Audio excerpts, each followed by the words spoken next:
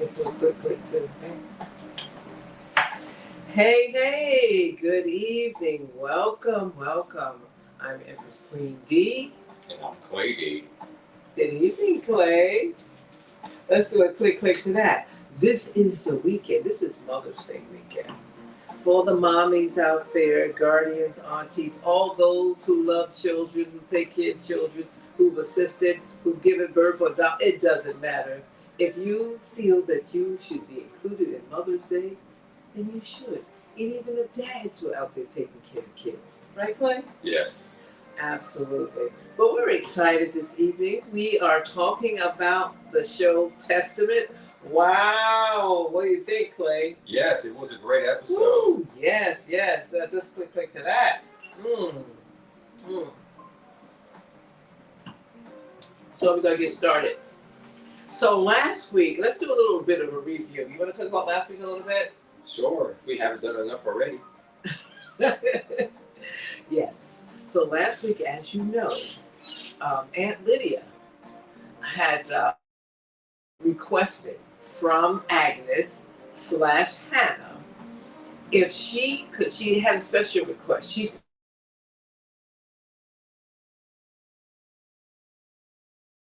Garth, is his name? Correct? Yes. Mm-hmm. Would be hers. Why? Because she's feeling these feelings as a young girl that you get. She thinks she's in love, and she might be, but I think it's infatuation right now.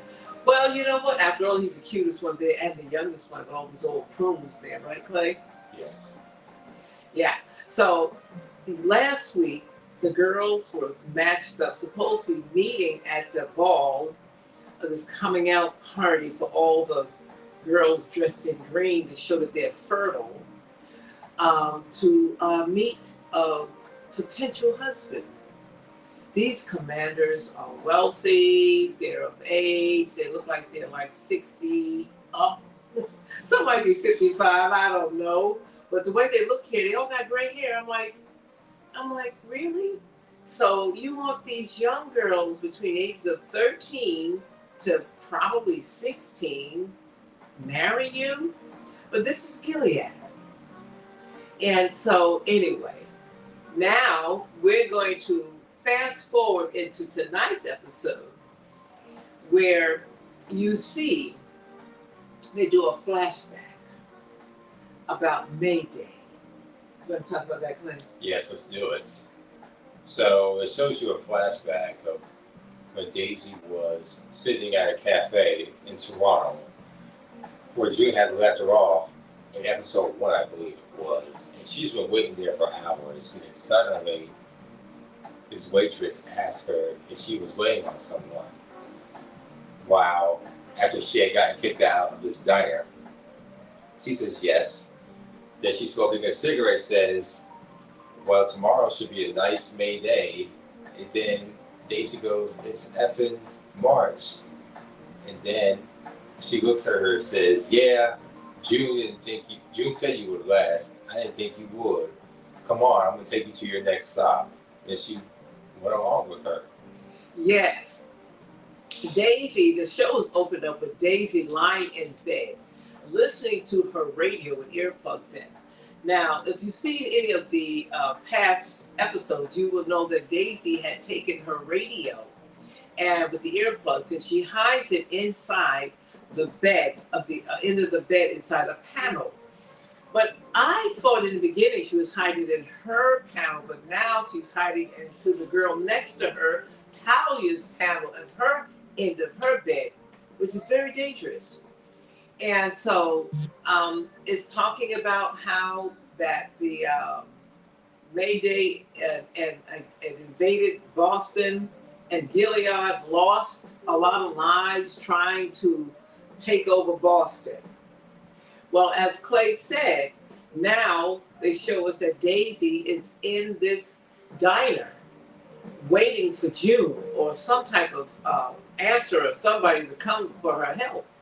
And so she started sitting there from the daytime, and now it is evening, and the place is closing, and the woman looks at her and goes and closes, and is standing outside and says, like Clay said, what a beautiful day, it's in May. And then Daisy with her fresh mouth because it's effing March. And then the lady looks at her and says, "Oh, June was right about you. I didn't think you'd last. Come with me and get in the car with me." Well, they proceeded to take her to Rita's house. It was nice to see Rita again, wasn't it? It was nice. I liked Rita in the original Handmaid's Tale series. She brought a lot of depth, and her character really did grow over time. First, she was a subservient Martha. Well, you have to be subservient to survive. But between seasons 1 and season 6, she eventually had escaped Gilead on Angel's Flight. Just Google that or look it up.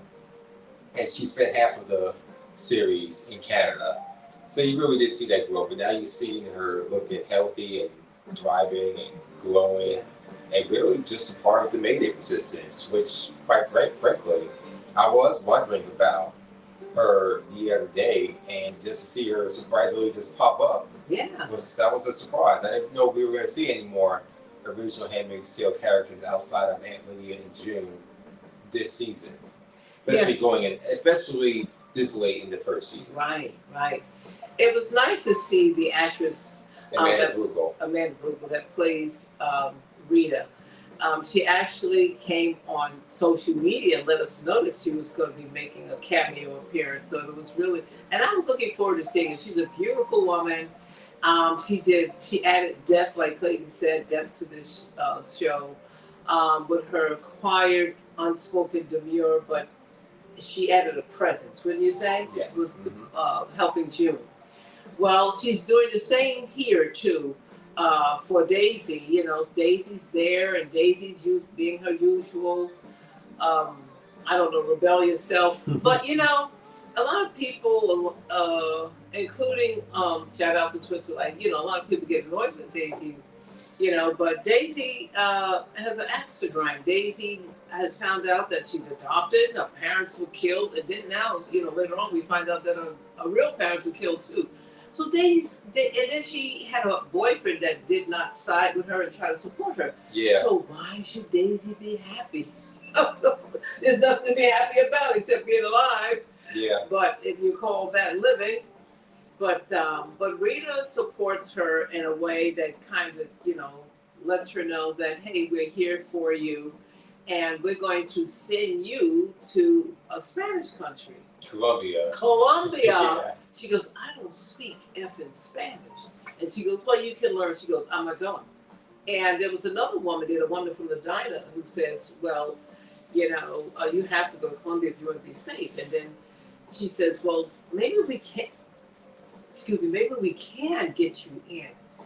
June said that maybe we can, even though you're a minor. And then the woman from the diner goes, I understand June has a horse. What's the phrase? A dog in the fight. A horse in the fight. Dog in the fight. Horse in the I think he said horse in the fight, something like that. But anyway, a dog. No, she didn't say dog. She said horse. I think. But the point she was trying to make is that June has moles there already in Gilead. Just supposedly trying to find out what they can so they can infiltrate and come in and raid Gilead and destroy it and bring it down. That's June's, and bring home her daughter. That's what June really wants to do, right? For sure. Yeah, which we can understand. And Rita says, "Have you your period yet?" And then she says, "No." And she says, and she looks at the lady and says, in their mind they're thinking, maybe we can get you in. Now we didn't know that she was going to get her in as a pearl, but that's what the idea was. And so every day she's training her to be a sponge, not a spy, to absorb information, not spy, but learn from them. Daisy makes a comment about these girls, they're so ignorant, they don't even know multiplication. And Rita lights it. They think the earth is flat. They think the earth is flat. And Rita lights it says, let me tell you something. You know nothing about these girls and what they had to endure and what they had to go through. How dare you think that you are smart? And if you think that you can survive in there like these girls, you won't. So you better listen to them. Do you understand me? She said it with like, ugh. And Dave was like, oh my God. Yeah, okay. Okay, I got it. Well, I hope you do. That's kind of like the attitude she had, right?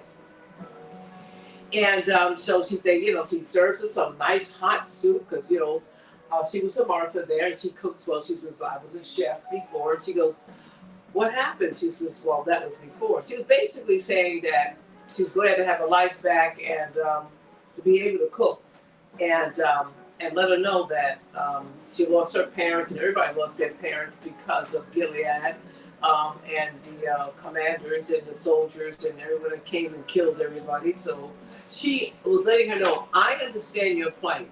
You're not the only one that lost parents. You're not the only one that lost everything and had to rebuild and regain and relearn and try to heal from all of that stress, because that was some serious stress from the Handmaid's Tale. Wouldn't you say, Clay? Yeah, it was a whole lot. It was a whole lot, and you really do again have to binge. This is a good weekend to binge. Over that.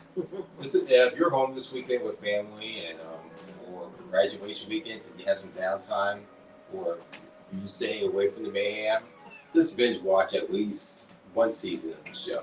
Let's put it this way. If you have nothing to do and you are curious about what really happened, before you pass judgment on the Testament and how these girls behave and why they behave this way, because you're still thinking modern world, you're not thinking slavery and rape and all that stuff, then you need to really be curious enough to go back, even if you only do the first 3 episodes of season 1. What it will do is will give you an idea of how serious this place is. They ain't playing. Am I correct? No, they're not playing at all. So go ahead and get your binge on. So let's talk about it. Let's go back into actually where they're staying at Gilead. Let's talk about how all of a sudden, out of nowhere, the girls are sitting down in the dining room. Let's talk about that. They're all like, yeah. So what happened? Like you're at like a whole country buffet, K&W dining way for a Cracker Barrel. The way these tables are set up. You see the mashed potatoes, the string beans, the meatloaf. It's like every time I try to look at their plates, see what they're serving them from the cast. I know they're serving the actresses. I'm like, what is that they're eating? Yeast rolls. Whatever it is, it's extremely bland. It looks like hospital food, doesn't it? No seasoning. Hospital food. I don't think Gilead uses seasoning, and that's pretty obvious. They think everything is detrimental to the site, so I don't think there's any seasoning at all. It must be like, But the one thing I will say, at least it's healthier than what we're currently eating. That's true. We're going to give at least it's organic, okay? I think, because the whole idea is we want to have a healthy environment and healthy so children. We can produce children. Healthy children, That way we don't have right? low sperm counts or low fertility counts, so we got to make sure we don't have no high sodium, no cholesterol. No cavities in the teeth, because they really worry about them teeth there, don't they? Brush your teeth all the time, look like. But anyway, they're sitting at the table, and let's rewind. The girls get all dressed up to meet their potential husbands. Woo! And they each get like 3 husbands to choose. Well, they don't choose them; they choose them. And they show you how they come to Agnes' house, Becca's house, and Ruta's house, and we get a chance to see how these men are interviewing them like they're interviewing for child care. Is that right? Yeah. That's the first thing came to my mind was, and so how do you watch the children? And it seemed like they were interviewing for child care, like from Miss Doubtfire, if anybody's ever seen Miss Doubtfire, right? Yeah, it was very odd. Yeah, it was very weird. And so they have to talk about how I'm going to make a great wife. And they seem to be pretty, again, excited about it, except for Becca. Becca looked like she's going to die. Because she's a lesbian. Or she's gender fluid, whatever. Well, even if she wasn't, Becca has already made up her mind. She doesn't want to get married to an old geezer. I still have suspicion that maybe her father had molested her or did something to her as a baby or as a child, because she is unusually very upset. And if you notice, they never did show the father's face too much. Yeah, ever since the groping episode, we haven't really seen much of her father since, and that's I don't know if they're saving that for the final 3 episodes this season, but again, I'm going to say this a lot in all of our review shows that we do, not just for Testaments, but anything else we do. The streaming show platforms, the streaming shows are too short. I'm tired of 40-minute episodes. I want hour-long and hour and change episodes. And no more 8 to 10 episodes per season. I want 13 episodes, just like the original Handmaid's Tale, all the other old streaming shows used to do. Okay, let's talk about Sorry, that. I had to Okay. Anywho, but yeah, we haven't seen much of the father. They showed the father and mother, which I don't remember what the mother looked like, but they showed the father sitting there asking questions like, how can you provide for my daughter? What kind of background? And Garth was there, and Garth said, look, I don't have that much money, but I'll make sure your daughter's taken care of, and I'll make sure that she's raised as a godly woman, and I'm going to make sure I work hard. And I was thinking, not good enough. Yeah, I mean, compared to all the other commanders who are rich. Listen. I got a signature every night. Okay. Yeah. Listen, I don't know. I just figured they be doing some Flintstone style and sleeping with 2 separate twin beds, like Fred and Willow style. But I was thinking, but with Garth, you might make an exception because he's so handsome. I'm gonna tell you this much. This is not a dating podcast, nor do we intend to become one. But all fellas who ain't rich need a copy and paste what Garth said. I ain't got it, but I'll do my best to make sure you provide it for it. Okay. But anyway, so what happened was when they get to school and they're sitting down in their quote unquote dining room, and all the plums and the greens, I don't know what to call the greens, but they're the flowers or whatever, they're all sitting there, and you're like, so who came to your house? And Sheldon goes, who came to your house? And Agnes goes, Commander Fritz and Commander so-and-so and Commander Weston. She says, ooh, you got the best. You can have hundreds of Marthas. You got the best. All right. And so who did you get, Becca? I got this one. Who's that? Then Agnes said, well, that's my guardian. And they look at her like, what? He can't do nothing for you. But Huda, surprisingly, which is really blossoming now that she's had her cycle, she's like, so-and-so has 10 golf course and this and that. And I found this interesting because guess what? These girls are never going to be on that golf course. They're never going to do any of these things, even though they are told they're going to do all these wonderful things. No, they're not. They're going to be in the house, knitting, standing around waiting for him to come back, and then maybe try to have a little baby. I don't see what these women do. I'm trying to remember from Handmaid's Tale, but from what Serena and all that, they did have like teas and stuff, right? Yeah, they did. But they had a lot of bread. I remember seeing a lot of bread at Serena's kitchen. Yeah, they used to, but Serena used to do a lot of gardening. I mean, like, I'm trying to remember what the women did. I guess he did women things. I don't know. Yeah, they did gardening. Remember they even make the honeycomb? No. I'm talking about in Handmaid's Tale. Yeah. Serena remember an idea of what these women would do when they get married. What did Serena do? She did a lot of garden tending. Remember she did with June when they were what else? What else did they do when the ladies got together? They just had tea parties. Yeah, tea parties, and I don't know, maybe they played bingo. I don't know. No, you can do that. I don't know. They did something. They talked. Yeah, they just talked about the commanders. Whatever. But anyway. And the rebels and I don't know. They talk about the handmaids. Talk about who's having a baby next, right? Yeah, it was whatever. It wasn't really. But it wasn't really much to me what they could do, because if the Marthas are cooking, cleaning, and doing everything except effing, I mean, like, what are you really doing? Yeah, it's not really. You're kind of limited. I don't know. But anyway, let's get back to the show. So anyway, so after that, the girl was like, oh my God, you didn't really get too many good people, Becca. Becca gets mad, gets up, walks off. Agnes runs behind her. What's wrong with you? What's wrong with you? She goes, I don't want to get married. I don't want to get married. And she goes, what's wrong with you? You want to stay a little girl for the rest of your life?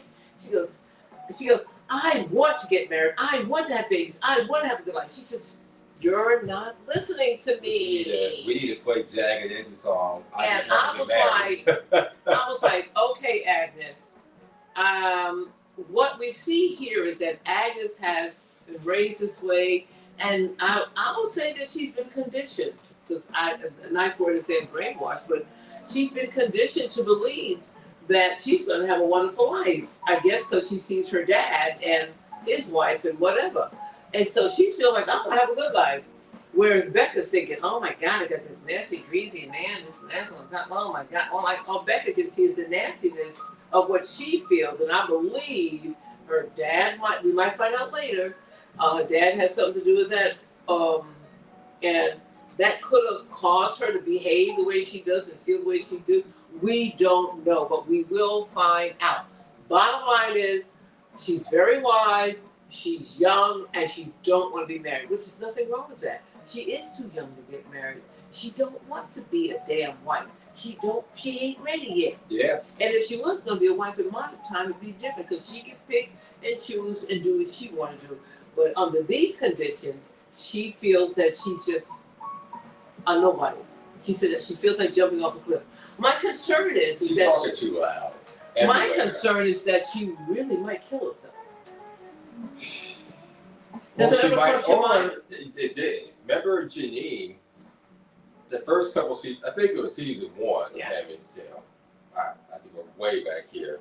It's like going back almost 10 years. Janine tried to kill herself, remember? And she survived, and she jumped off a bridge.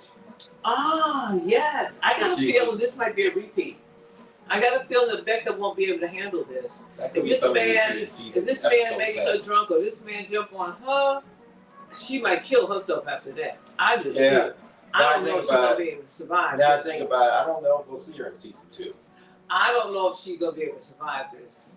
This ain't Yeah. Shulamite. Shulamite's gonna be there for a while. Shulamite be like, yo, I like Shulamite. give me what I want. Shulamite. Give me the Mercedes, give me the land, give me the 100 markers. I'm ready. Okay? But anyway. And she already said, my father said I got nice breasts. I'm like, Lord Jesus. Yeah, that was kind of strange. Yeah. That was weird. This is a whole strange Interesting show, enough, why is she the only one with a light purple loud outfit. purple? Everyone's got these dark So- purple plum dresses, and Shulamite has on like a blouse, like a light plum blouse. And I'm like, Shulamite, where is your dress like everybody else's? I don't know if they did that on purpose so she could stand out. I don't know what happened, but what do you think that is? What is your theory? So I thought that maybe they just had an assortment of clothes that different type of shades they could wear. Like you might wear, be like in normal wardrobe. Like they did at the ball. Yeah. The different stuff. But no, Shulamite's is totally different from everyone else's. Well, Totally. in a short couple seconds, I think she might be on a different level in training to be a wife. I was wondering. That's one deal. One of my theories is, well, you're almost there, but not quite. So you get a lighter shade. But that's kind of weird. But anyway, let's move on. So now we go back into going back. They went back into the past again. Ooh. And Daisy has been trained. And she looks through the book and she says, okay, this is what she says. Rita, go through the book of the men, recognize them, because they are going to constantly review you, interrogate you, ask you questions. They're just trying to make sure you ain't no spy. See, the spy said no sponge. You got to know how to handle. She goes, well, this guy was into crypto and he was a countless thing of domestic violence. Oh my God. She says, that's not your problem. You don't be concerned about that. You just recognize these men and you be prepared. And so they take her, so Rita takes her through this Q&A. They get a passport for her. She even gets a tattoo. She goes, oh my God, why did I have to do this? She goes, because you gotta look like you came from the streets. That's why. But it's gonna hurt even worse to be more spicy when they take it off. I'm like, oh my God. But anyway, so they get her that and they put this brown eyeliner and make it look all dirty and like, here we gonna throw you out there, make you so the pearls that are from Canada are gonna try to recruit you. Kind of like Jehovah's Witness or the Mormons, they come knock on your door and try to recruit you, And so exactly that's what happened. And she remembered in her mind saying, Rita says, don't be too quick to accept. Don't be eager. Just play along with it. She did an excellent job of playing along with it. And so next thing you know, they're offering her a shower. They're offering her a A hotel. room at the Four Seasons. They're giving her spaghetti so she doesn't have to have a cold sandwich. I was surprised that they put it at Four Seasons. I thought they were gonna have like a Four Seasons. I didn't recognize it. It could have been a Four Seasons. It looked like a Four Seasons. The way the interiors look. I work in hospitality. I know. I'm thinking it was gonna be like a Motel 6. I don't know why. Just kind of like what June had her in. I didn't expect that, the 5-star treatment. I'm like, dang, Gilead, they got money to put you up like that? But you know, Gilead got some money now. No one commander. Another hypocritical nature of them. But anyway. Daisy did a wonderful job. She acted like she was watching a cartoon. She kept saying, what's the catch? What's the catch? I said, no, there's no catch. She took a shower. She slammed the door in their face. The girls were looking at each other like, we got this one. We got this one. We just got to keep on diggling her, okay? And Daisy knew what they were doing. But when she came out, she thought they had her. But then tables got flipped. And Daisy thought she was in control. But the tables got turned. And the girls had control. Because once the girls surrounded and hugged her, started praying with her, she felt it. She actually felt it. And I remember thinking to myself, she's feeling this prayer. Yeah, she was really praying. She's feeling this prayer because they were talking about how God loves you, we love you, we're going to hug you, God protect you. She never felt that before. Yeah, she never had. That was a real genuine prayer. That's like how we all pray when we really want to pray. Not know, God is good, God is great, let's go over my food. No, this was some real Holy Ghost praying. Close enough. You get the point. Right. She was feeling that prayer, and she said to herself in her mind, they're sucking me in. I know this is a trick, but basically she was saying, I'm feeling this trick. And I believe this part is sincere. And it was. I believe it was sincere because I don't think that these girls, I know they were doing their job, but they were supposed to do to reel her in. But their intention is because they do believe in their mind, conditioned mind, that they're doing the right thing. Kind of like Jehovah's Witnesses. Good point. So Daisy knows that they believe that Daisy knows they have good intention, even if she thinks that they are wrong. But Daisy says, I'm feeling this. That's basically what she said, I'm feeling this. So she gets in the car with them. They drive to the border. She's got the passport. She's got everything. And out steps Garth and another commander. He looks in her bag and says, hey, you can't take this imagery. This is, what do you call it? Something. I forgot. I said I was going to remember. I don't remember now. But it was a radio. She says, give me that my radio. He said, you don't need this here. But somewhere along the line, which we will see later, how she got that radio back. Because now we know that her and Garth are working together. So he was just putting on a show for that commander there. That's basically what he was doing because he's a spy too from June. Yeah, I need a little more Garth backstory. Right, which we're going to get. Hopefully we get in these remaining 3 episodes.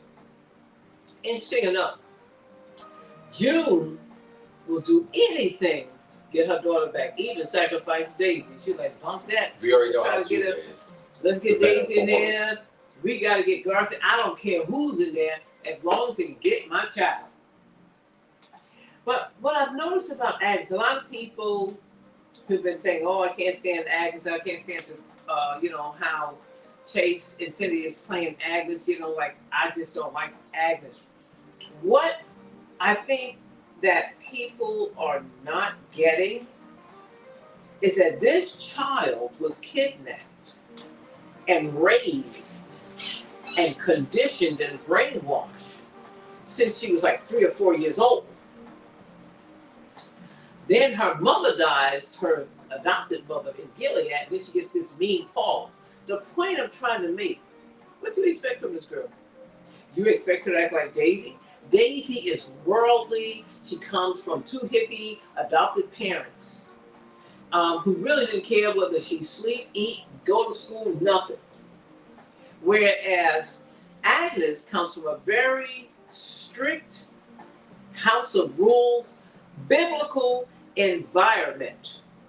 She is going to go by the book because that's what she was taught, and she will not deviate from it. A lot of people want her to be more rebellious, more revolutionary. put a cape on and She be cannot afraid be to fight her. her. But She cannot be her mother. Her mother was there when she was grown. Her mother had an affair with someone else's husband and then took him away. And that woman put a curse on her and said, "You will never have a good life after taking my." Remember she cursed her? yeah, And June actually remembered this. Oh my God, I remember that curse that woman put on us when she said that. and that's been carried around with And that's been, Agnes to this day. Even when they're choosing a husband for Agnes, they keep reminding her, remember, you got some bad genes. You come from a city. Right. It all goes back to that. Goes back to June. That June Luke affair. June. It goes back to that. Exactly. And so for all those out there who are expecting Agnes to be this revolutionary person and be like Daisy, it ain't going to happen. Because you have to consider the fact that this child doesn't even really remember being raised by June. She was raised in a confined environment that's very biblical, cult-like. And if you know anything about cults, you know what I'm talking about. So, but I will say this from a psychology point of view, psychological. She does have her mother's DNA. That is why she was drawn to Daisy in the first place. There's something in her that says, hey, I feel you, I relate to you. I don't know why I like you, because all the other girls don't.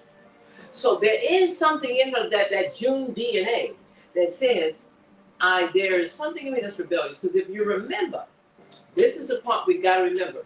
When she went to the beach, she always collect things from the outside world. She hid it. That's part of that June DNA.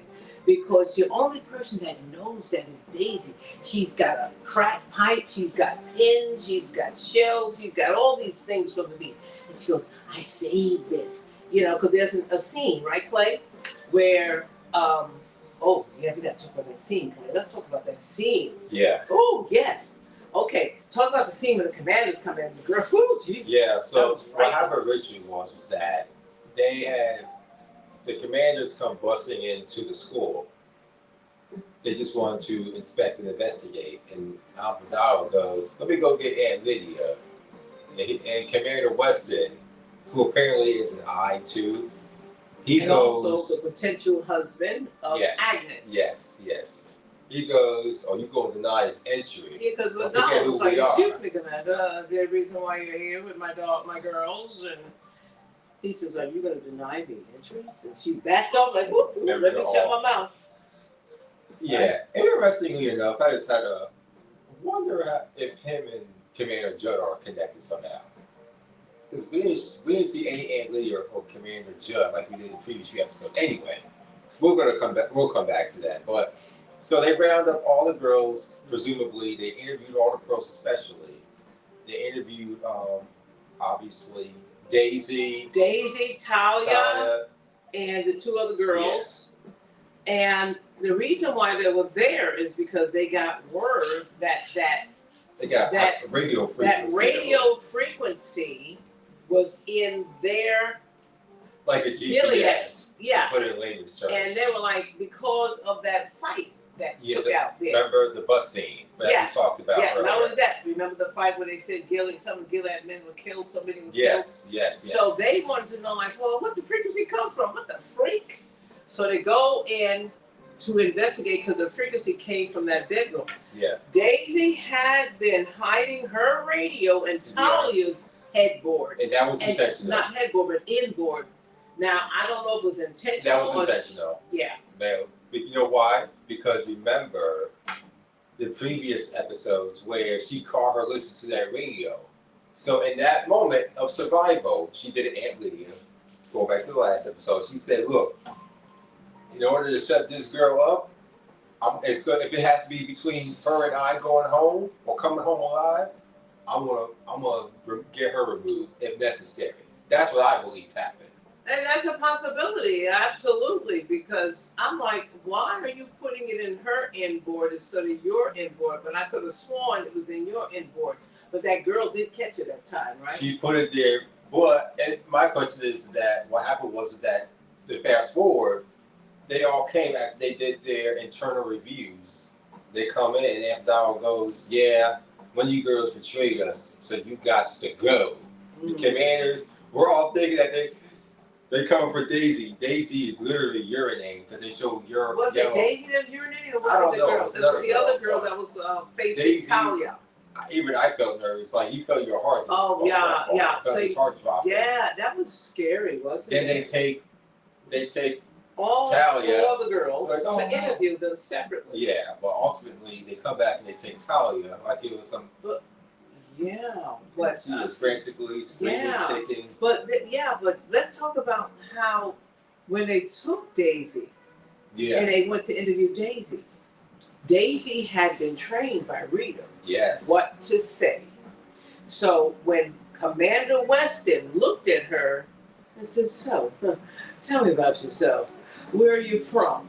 And why we this and blah blah blah." She says, "I'm from so and so. I ran away from home." She had her whole narrative that Rita gave her ready, and she answered every question.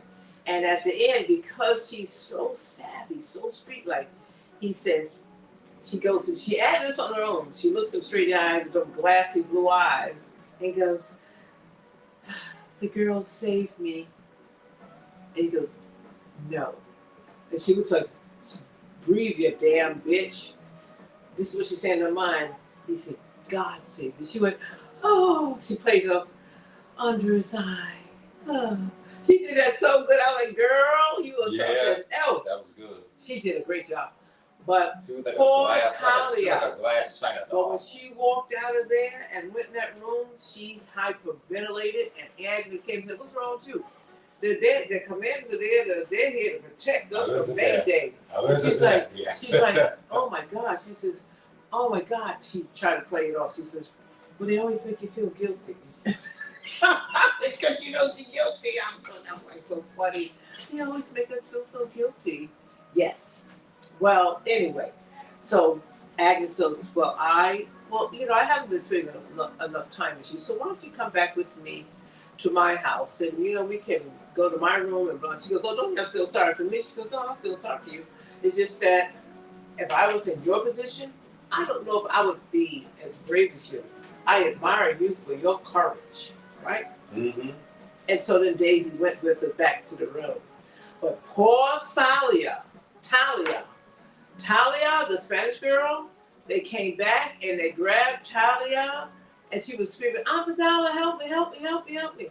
Yeah. And we knew that girl was going to be tortured and probably hung on the wall or tongue cut out or something. They might show her hung in the next episode. Or they might keep her because if she has her cycle, they might keep her to have a baby. We don't know, but it was awful. It was just awful. Yeah. Because remember how with Janine, they took her eye out, but they didn't get rid of her because she still could have babies. Yeah, but she working with Mayday. They consider that like This wasn't like you sassed out. You're right. Yeah. Because there was Daisy in the bed going, "God, please protect our children. God, please protect her." And she knew good well she was wrong, that poor girl killed herself and tortured. Yeah, she hanging on the wall. Yeah, she's gonna be on the wall. Yeah, poor thing.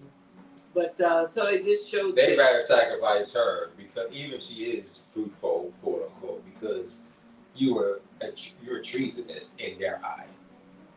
You were the Americans. Right.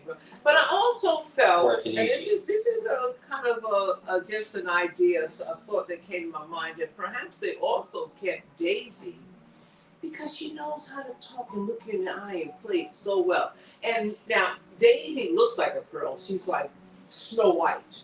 These glassy, clear blue eyes that can see through you. She knows how to water them up. She knows how to pick up on your vibe and she knows how to play it, don't she? And so I don't think Talia was prepared for that because she's real. Her intention was to really be there because when they were getting the tattoos taken off, she said, "Well, I only had Claudia, my mom's name, put on there because they have to get the tattoos burnt off." And Daisy was like, "Well, I just, was drunk when I got mine." She goes, "How basic." So basically, we know that Daisy got a fake tattoo, a real tattoo put on just to get removed, so because she's there. And Claudia really had a tattoo because of her mom.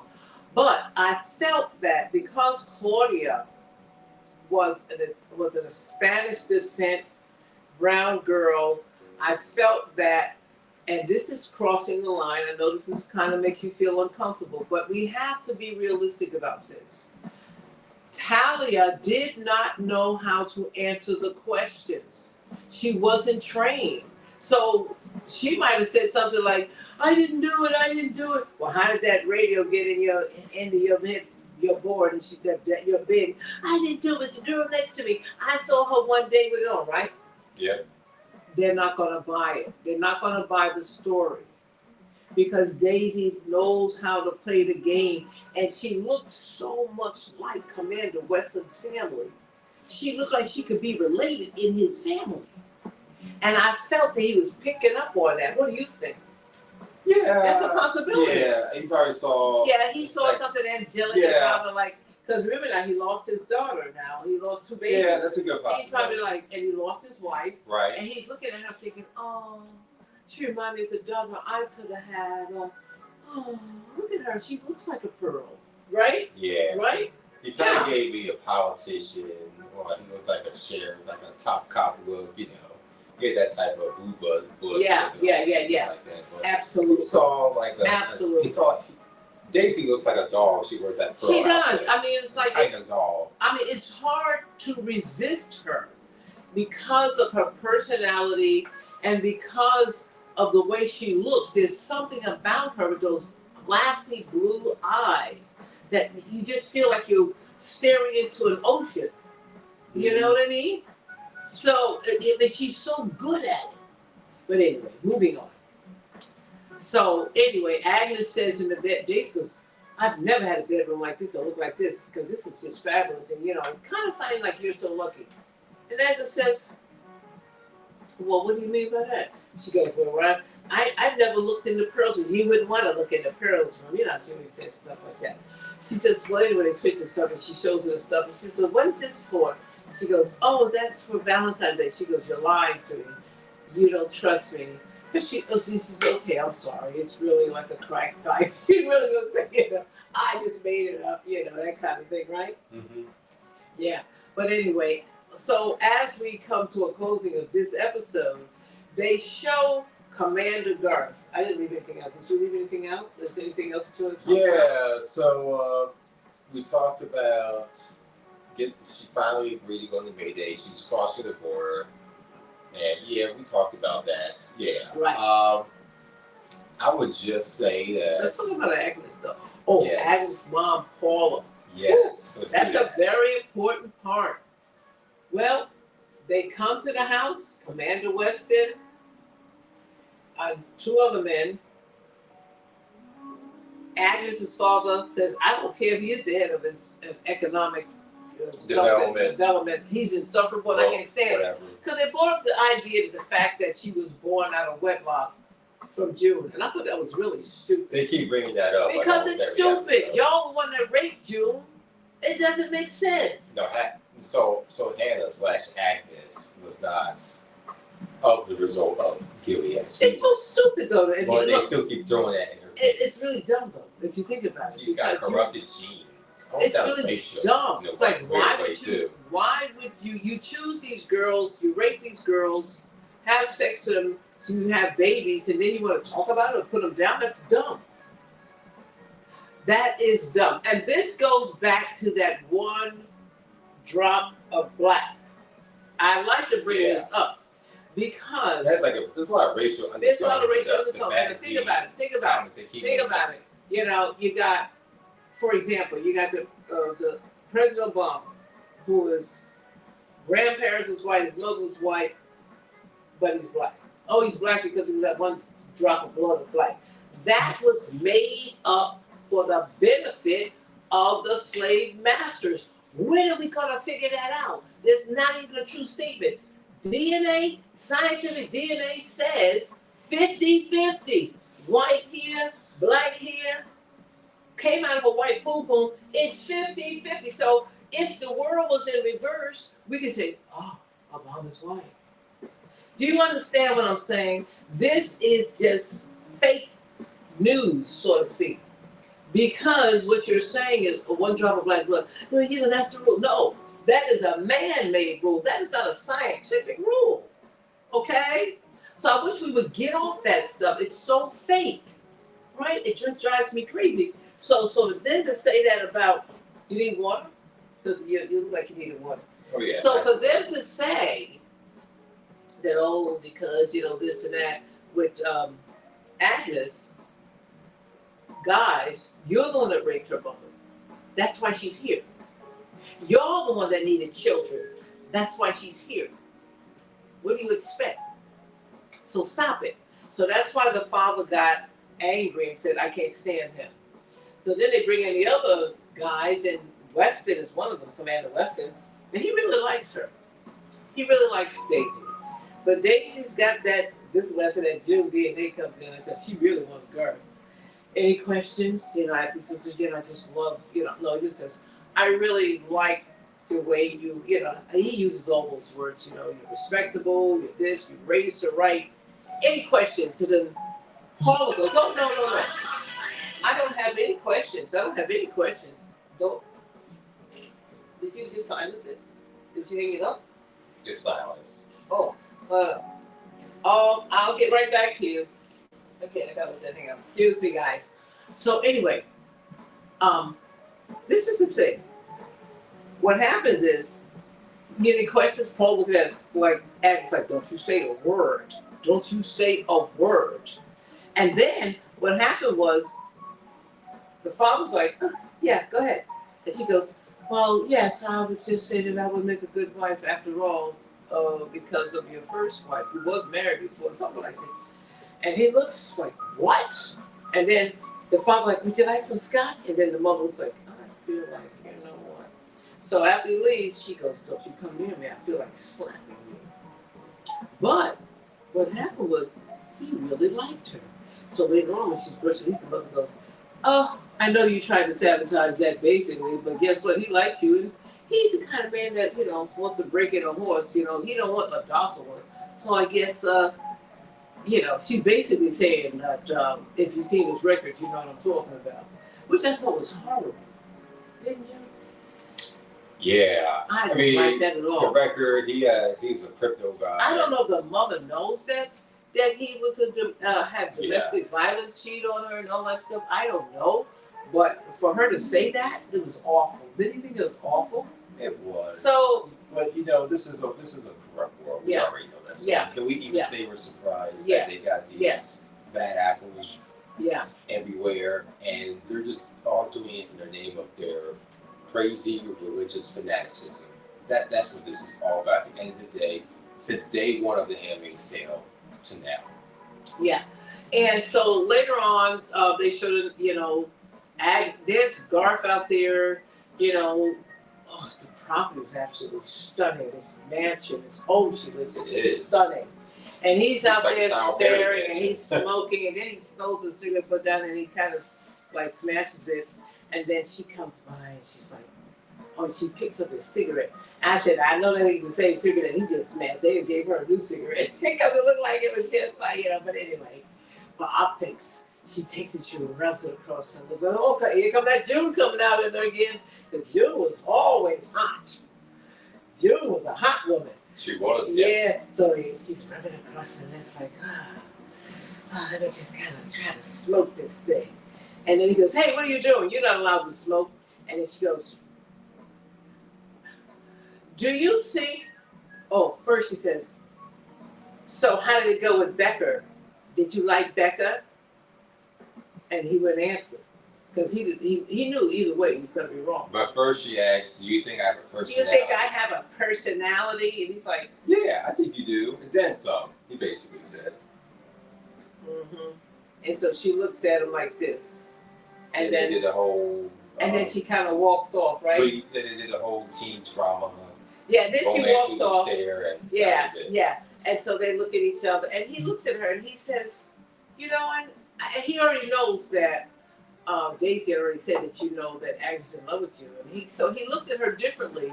He didn't want to hurt her feelings, but for the first time, you could see in his eyes that he could see a tenderness, an innocence, and a kindness, and he seemed like he looked at her for the first time. It did. It did. It felt real genuine. It seemed genuine. Yeah. And that precludes the whole thing, right? Concludes the whole thing. It sure does. Yeah, it concludes the whole thing. But what do you think about this episode? I liked it. I know people have kind of feeling that it was a little What was the slow. consensus about it? It was a slow episode. The whole season has been one big slow burn. That streaming television is cheating us. Good episodes. I have my complaints. I wish these episodes would be 1 hour, a full 60 minutes plus. But they're still good. I mean, at the end of the day, they don't make the rules. They're just they're just dealing with the hand that dealt them. Anyway, I just asked you if you enjoyed the show. I enjoyed the episode personally. I've enjoyed the season. My only thing is, because I have enjoyed them so much, I wish it would be a full hour. Yeah. That's Clayton, don't say it again. You say it all the time, and I understand. But I'm going to say that I enjoyed it because I keep saying this is a psychological thriller. It's not going to be full of bang, bang, shoot up, people hanging on the wall, that would be nice, constantly action. This is not an adventure. This is a psychological thriller because you have to get into the minds of the people, and then there's always a fear, like what's going to happen to this one. Kind of like a shark in a world, like Jaws, you know. Like right. You hear the music and you're like, when is that shark going to come? When is that shark going to come? You know, or even like Jurassic Park. Right. When is those what do you call those little small ones that used to scare me half to death? The Raptors. The Raptors going to come up, which I love the Raptors, but so you're always constantly on this edge of your seat because they walk in fear, like they're on eggshells all day long. They're in a fight or flight mood. And so for those who don't understand that you did not come from a background of fight or flight, you don't understand what it's like to be in fear all day long. And that's why I really got into this, because I was getting, shout out to the actors and the directors of this, because it takes a lot to do these roles, because your mind, your brain, your mind doesn't know if it's real or not. You actually have to put yourself in a place in your mind to do these roles, and after you finish, you have to tell yourself it was not real, but your body responds with your adrenaline and all the emotions as if it was real. How I know? Because I remember I did play a biblical play, so I know. And I know what it takes, because you got to go somewhere in another place in your mind to bring it out. It's not easy. That's for sure. But anyway, we really enjoyed this, and we're looking forward to the next episode. Like, share, hype. We appreciate you, and we look forward to the next episode. Thank you, everybody, for watching. Thank you so much. Have a good one. Have a good one. Bye. Bye.